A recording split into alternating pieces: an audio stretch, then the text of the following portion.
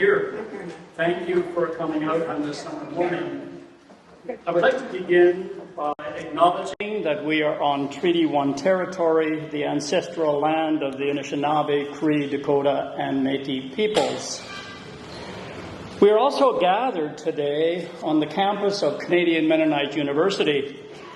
This is the place I know well. My name is Harry Hubner, and I am Professor Emeritus of Theology and Philosophy here and Director of International and Interfaith Theological Initiatives here at CMU. Now that's a mouthful, and I don't even know it from memory myself. But this just means that I have spent a significant part of my career exploring different ideas on how we as human beings should live together, and bringing people from different backgrounds together to exchange these ideas. One way that Mennonites often try to do this is with an emphasis on the unity of peace and justice. In an international context, this often takes the form of dialogue about our differences and about global conflicts. But here at home, it means something slightly different. It means supporting people who are struggling and learning to extend compassion to those who are different from us. It means coming together, despite our differences, to imagine a better future for everyone. In Manitoba, peacemaking must also mean working towards reconciliation, an important task and a sacred responsibility. While Mennonites have not always been heavily involved in politics, nevertheless, as peace and justice seekers, we have long been committed to positive social change. And that is something we have in common with our speaker today. Wab Kinew is the leader of the Manitoba NDP, and he's running to be Manitoba's next premier.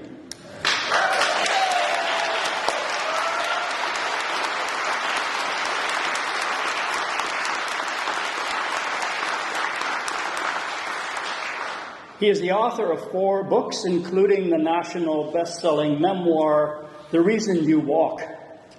He is also an honorary witness to the Truth and Reconciliation Commission of Canada. Prior to politics, he worked as a journalist and in post-secondary education. Please help me welcome Wab Kinew.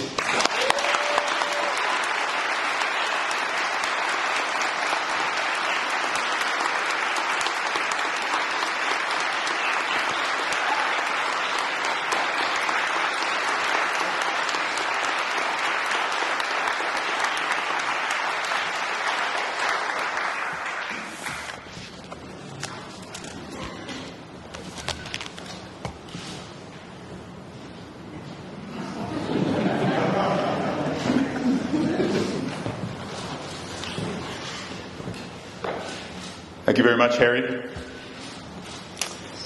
Thank you also to the Canadian Mennonite University community for welcoming us here today. How do you do? I'm Wab Kinew. And today I'm here to talk to you about crime, justice, and reconciliation. It's important for me to be here today in this place because it says something about who we are as Manitobans and about where we are as a province. This place, Canadian Mennonite University, is a place that was founded by the descendants of refugees fleeing religious persecution. And they created this progressive institution so that our youth could sharpen their minds and nourish their spirits. This area, where there lies a parcel of land only about a kilometer to the east of us, Nawiotena, Kapiong Barracks, in which the communities of Treaty 1 stand on the precipice of being able to realize a vision that has been dreamed of for generations. economic reconciliation. And also in this neighborhood, Tuxedo, a neighborhood like many others across the province, where families are worried about crime. In particular, where parents are worried about the impact that crime is having on our streets, on our property, and perhaps most importantly, on our kids.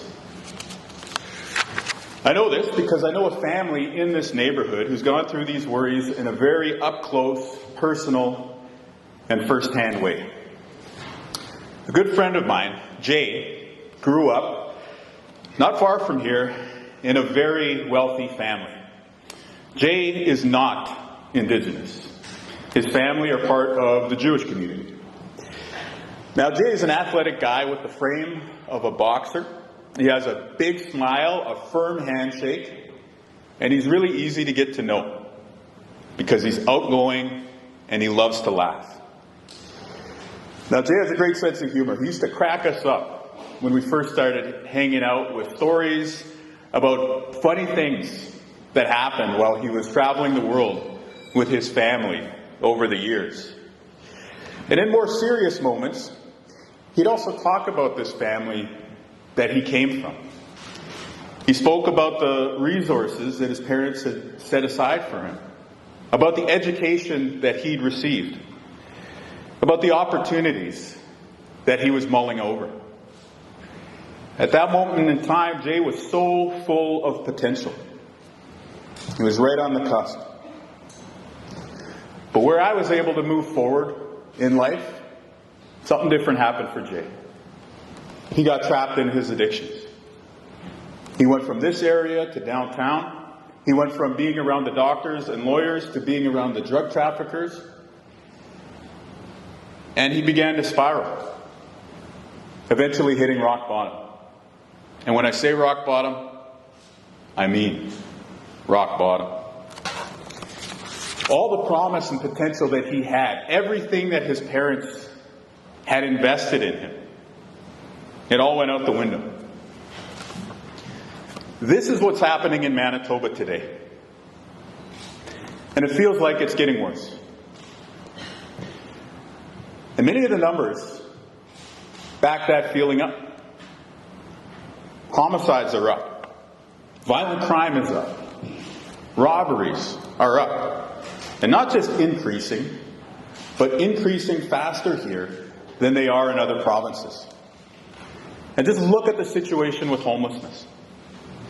Encampments and people living in bus shacks everywhere. Not just downtown, but also in the suburbs, in rural Manitoba, bringing some very visible problems with them. Now, with things so bad on the crime and safety front, it might surprise you that Heather Stephenson and the PCs want this coming election to be about crime. Things feel worse than they've ever been. Many stats back that feeling up. And yet the PC government that has failed to prevent crime, failed to address crime, and in many cases whose decisions have made crime worse in our province, now wants to campaign on crime. Why is that? Well, I'm going to talk about this today because I think it's important that Manitobans see through my political opponents. I think it's important that they see through the big ad firms that they're working with. And I think it's important that you see what they're up to. The reason I think this is so important at this juncture in our province's history is because the PC's approach is offside with who Manitobans are today. And not only that, their approach will only make crime worse in our province. So why would the PCs, who've been so terrible on crime, want to talk about crime during this election? Well, first, it's because they don't understand the issue. Heather Stephenson cut many programs as the Attorney General, like a task force on gangs and another task force on high-risk warrants. And she, alongside Brian Pallister, closed institutions like the Dauphin Jail and Agassiz, all so that they could cut costs. Now, in the run-up to this election, they want to say that they've replaced those cuts, or to point the finger at another level of government for their own failures to keep you safe. My political opponents are playing politics with crime. Not only have they allowed our communities to become less safe, they are also making many statements which are simply untrue. I will never defund the police. On the contrary, I will work with law enforcement in Winnipeg, in rural Manitoba, and on reserve to ensure that they have the resources to make our communities safer, with a specific focus on stopping violent crime and drug trafficking.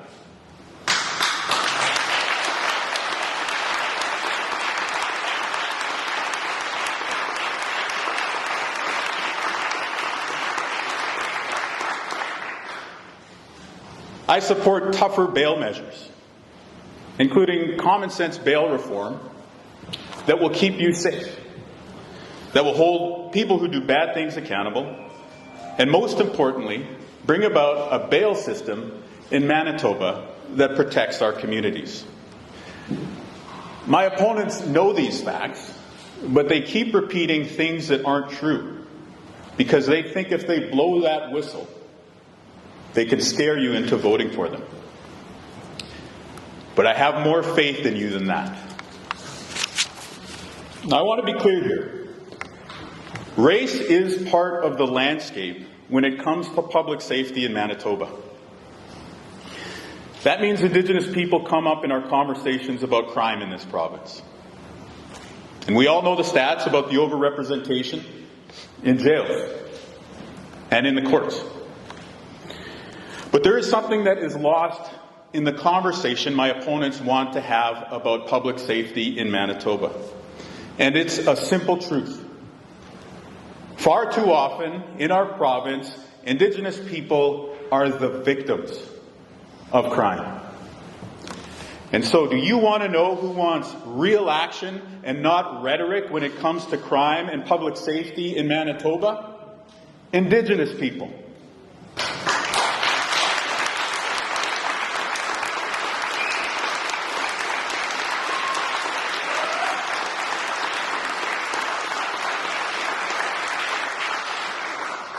Indigenous women, girls, and Two-Spirit people want to be free from violence. Indigenous elders want to be free from having their money and medication stolen. And Indigenous people from all walks of life want to be free from this damned drug epidemic that is tearing our families apart and robbing us of our loved ones.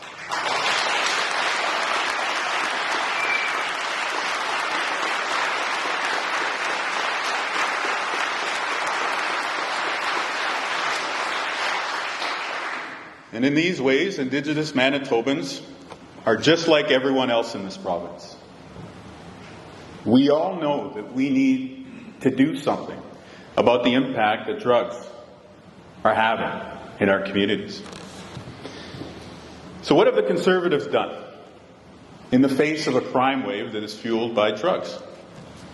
Well, they've cracked down on the people who are addicted. They forced them into bus shacks and under bridges, and they've done this by refusing to pursue real harm reduction approaches to dealing with the problem, and instead underfunding addiction services and prevention. At the same time, meanwhile, what have the Conservatives done to the drug traffickers? Absolutely nothing. Where Heather Stephenson has been hard on people using drugs, and soft on drug traffickers, I will bring the hammer down on drug dealers. And I will offer to people living in our communities with addictions a real chance to stay alive and find a path to recovery.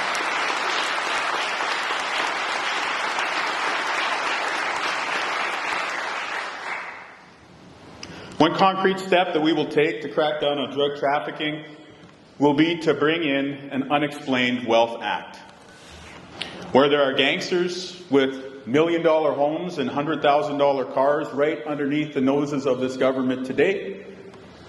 Future Manitoba NDP government will ask, how did you get that?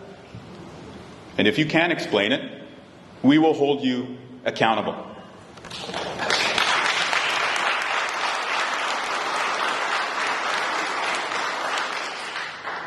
This will target those who are bringing toxic drugs into our communities and reduce the violent crimes that they cause.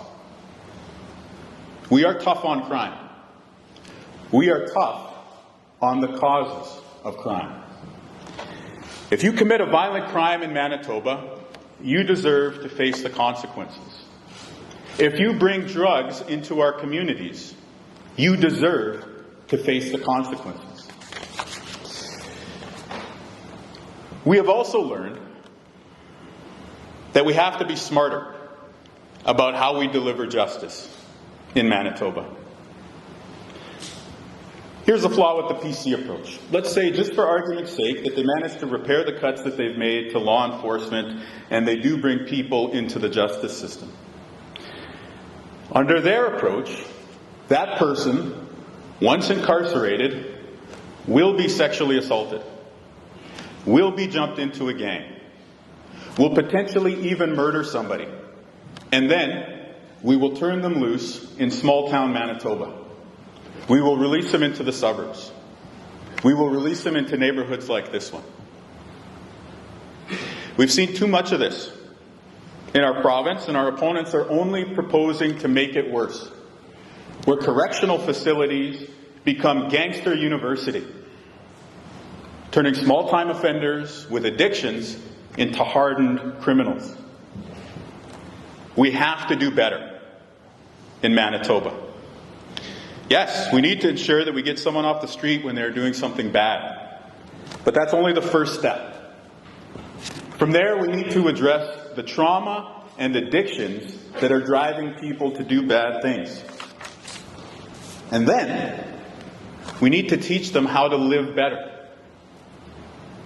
And perhaps most importantly, we need to show them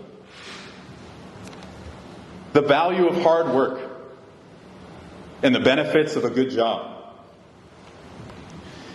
And for the kids out there who are at risk of going down a bad path, we need to invest in the educational assistance and the meal programs at school and the recreation and cultural opportunities in the evening so that we can keep these young Manitobans on the straight and narrow. That is how we will keep you safe in Manitoba.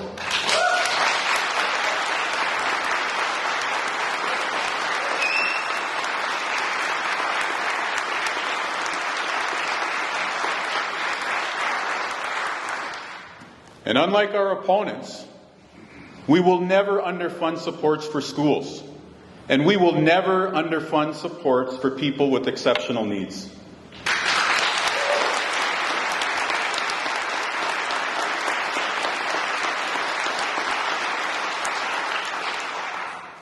That is a smarter way to be tough on crime. That is a smarter way to be tough on the causes of crime.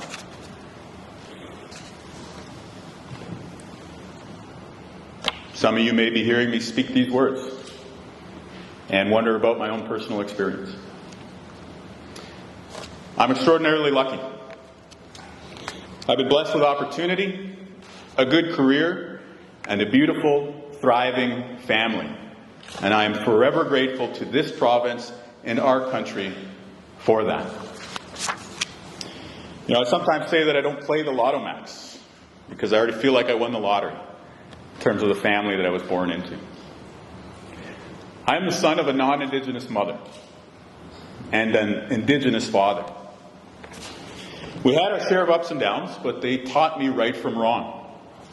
And they taught me the value of hard work. In spite of their best efforts, I got into trouble when I was young. I had a major problem with alcoholism, and I did some things that I'm not proud of. When I was in the problem, 20 years ago, I was held accountable by the justice system. And I want to be perfectly clear here. Being held accountable by the justice system was a necessary step. It forced me to confront the fact that I needed to change my life, to apologize, and to tackle my addictions. However, I was also held accountable by my family and by my community. It was my mom in particular who told me she raised me better than that. And then my family and my community gave me the tools that I needed to succeed at a second chance. Culture, support groups, a good job, exercise.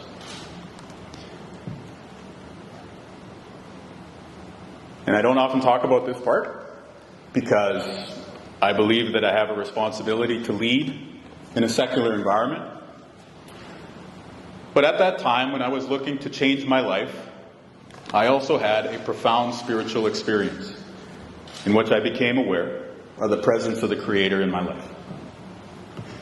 And so spirituality can help some of us as well. The many good things that have happened since: marrying my beautiful wife Lisa, welcoming our children into the world, the opportunities that I spoke of, all of those things flowed from that, flowed from being held accountable, flowed from the second chance and the supports to succeed at it. So if people ask, Wab, why are you delivering a tough on crime message? What I would say in response to that is that tough love has been one of the best things that's ever happened to me.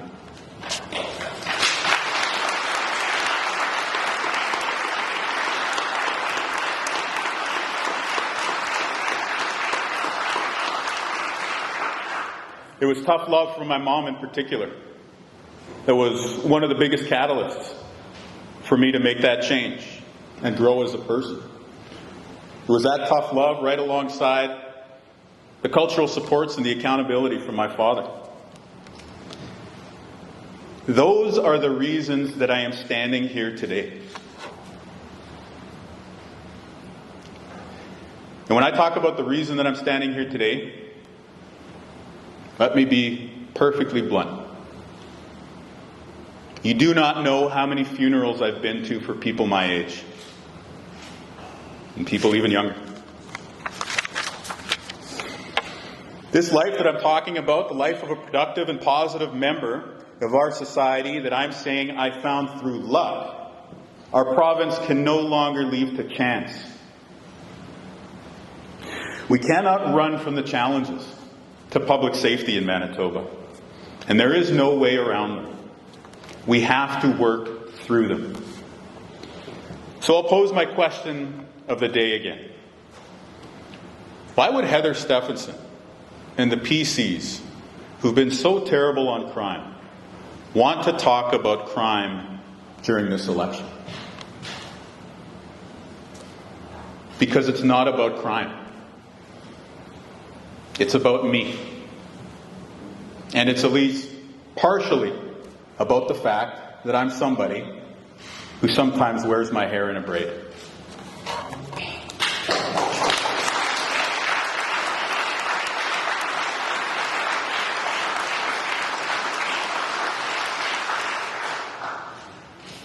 But I would say this. Serving in the role that I've been serving in for the past 7 years has been the great honor of my life. And along the way, I've knocked on doors from Churchill to Altona. I've broken bread with people in every part of this province. And I can tell you this, Our political opponents do not understand who Manitobans are today. And here's what I mean. It may be tempting to say that there are two Manitobas, each holding up a mirror to the other one and demanding better. Now, this way of thinking about Manitoba, it goes something like this. You know, it might be tempting to think that on one side, you have non-Indigenous people in Manitoba, holding up a mirror to First Nations, Métis, and Inuit people, and saying, yeah, we want Indigenous people to do well, but give up the crime, give up the addictions, give up the dependency. Under the same view, it might also be tempting to say that on the other side you have Indigenous people who are holding up a mirror to the rest of society and saying that we want to be free from the intergenerational harms of this country's original sin, which is the residential school system, but who may be too quick to dismiss the good things about this country in the process. This is the approach that the PCs are peddling. This is the approach that their ad firms are trying to push on you, the people of Manitoba. It seeks to divide Manitobans and then to dodge the accusations of sowing the seeds of division by hiding behind the language and appearance of political correctness. The PCs are trying to throw the stone and then hide their hand. And they don't care if they break people apart in our communities in the process. This is what modern conservatives do. They don't want to solve crime. They want to campaign on it. But this approach is flawed. This approach is broken. And most importantly, this approach is morally bankrupt.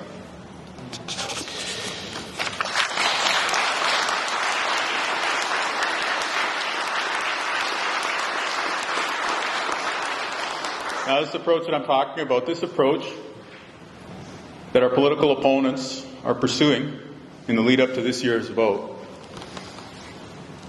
this approach is also not who Manitobans are today. Not after the unmarked graves in Kamloops and in Brandon. Not after Tina Fontaine. And not after years in this addictions crisis. Manitobans today, you are smart. You are compassionate. And you are invested in one another's futures. The Manitoba that I live in has Orange Shirt Day as one of the biggest days on the annual school calendar.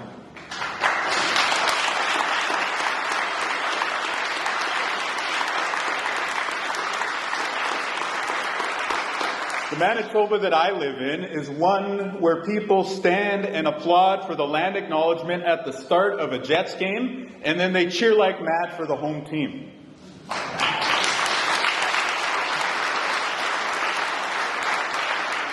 The Manitoba that I live in is one where each and every one of us lives with, works with, or is friends with somebody from another cultural community. Our opponents want to divide us. But there are not two Manitobas.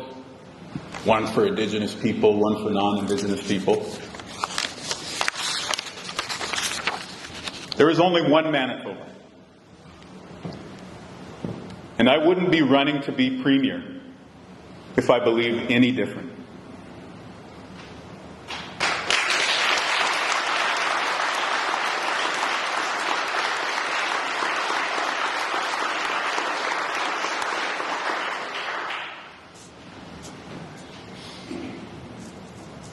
I want to answer an attack that is being made outside of the media, on the doorstep, in private conversations. I want to be absolutely clear that I will be a premier for everybody in this province, from every cultural background, from every faith, non-believer and believer alike. I will lead for everybody. And if you need the proof, here's the proof. If I were to lead only for non-Indigenous Manitobans, I would be turning my back on my father. And if I were to lead only for Indigenous people, then I would be turning my back on my own mother. And that cannot be. I want to be a premier for all of us in this great province.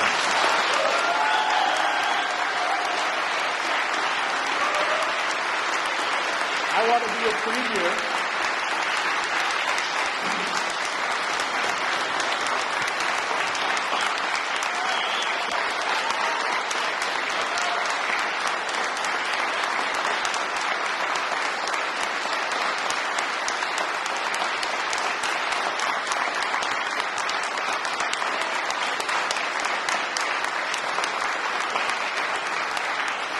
I want to be a premier for all of us, because all of us are here to stay. And so we have to live together. We have to work together. And when we're confronted by complex problems like stopping crime in a way that learns the lessons from our past so that we can do things better today, we have to work together. And so if we are to hold up our mirror to our province today, then let us hold this mirror up together and see who we are as one province. When I look in that mirror, what I see is one community. I see one community that is made up of the white Christian who feels great guilt at what happened in the residential school era, but who doesn't want to hear excuses about crime today. I see the Indigenous grandparent who experienced great trauma in their life, but doesn't worry about themselves, and instead only about the safety of their grandchildren. And I see the newcomer who loves Canada as a land of freedom and opportunity, and yet is trying to reconcile those things with the challenges that I am talking about today. All of these people want our healthcare system to improve.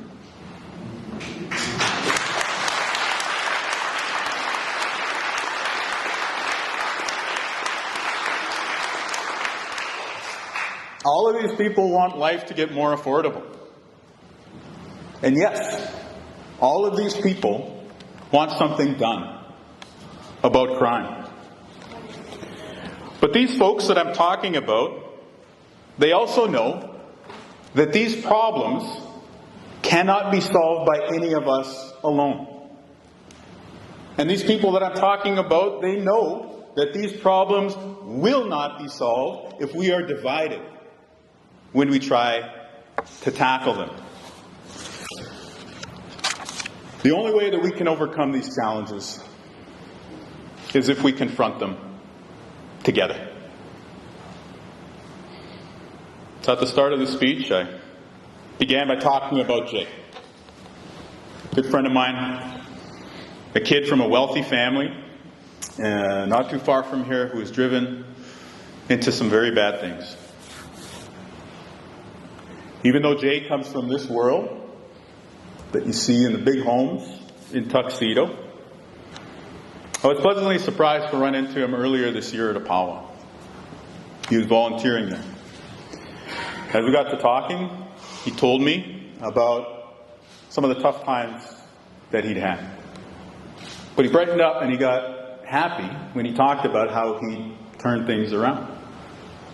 Turns out he got away from being in the problem long enough so that he could get to treatment. And while in treatment, even though he was non-Indigenous, he connected with Indigenous culture. And it's helping him. He's finding healing. There are no barriers between cultures when you're looking to turn your life around. You will accept help from anyone willing to extend their hand. And that is true, no matter which cultural community you come from. Jay's got a long way to go, but I know he can succeed. I know he can succeed at walking a better path. I know that he can do it because I've done it.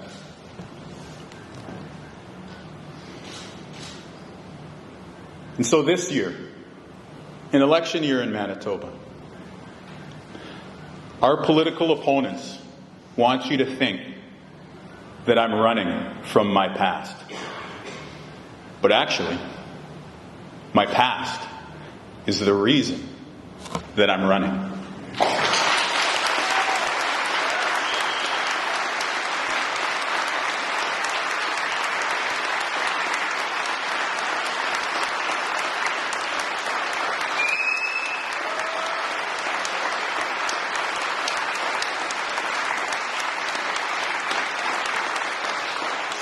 I'm running because I know that an individual can find a way to walk a better road.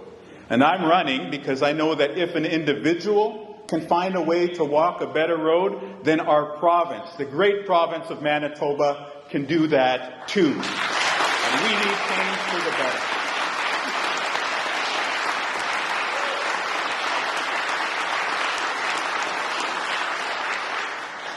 So making you safe, with a strong response to the problems of crime and addictions in our community that learns the lessons of the past and reflects who we are as Manitobans today, that is the path forward. The Manitoba NDP approach is a smarter way to be tough on crime. It's a smarter way to be tough on the causes of crime.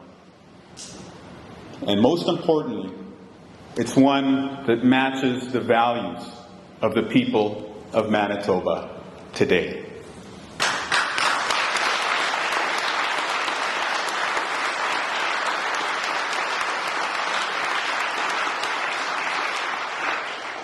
And so today, in this place, I am appealing to your better angels. Because I know that we can make our community safer for everyone. And I know that we can make life better together.